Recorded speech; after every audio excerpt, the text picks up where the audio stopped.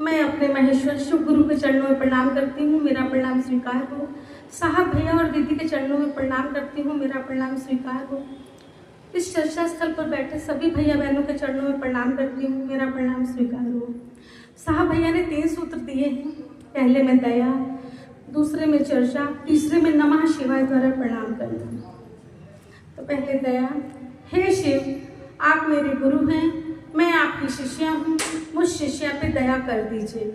हे शिव, आप मेरे गुरु हैं, मैं आपकी शिष्या हूँ, मुझ शिष्या पे दया कर दीजिए। हे शिव, आप मेरे गुरु हैं, मैं आपकी शिष्या हूँ, मुझ शिष्या पे दया कर दीजिए।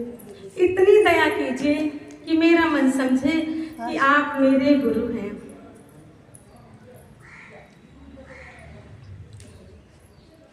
हर भोला भोला भोला हरा हरा, हर शिवा शिव शिवा हरा हरा, हर भोला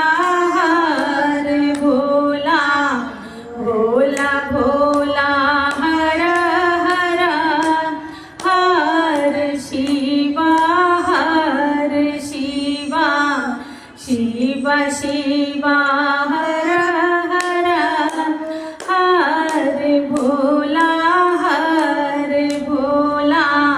भोला भोला हरा हरा, हर शिवा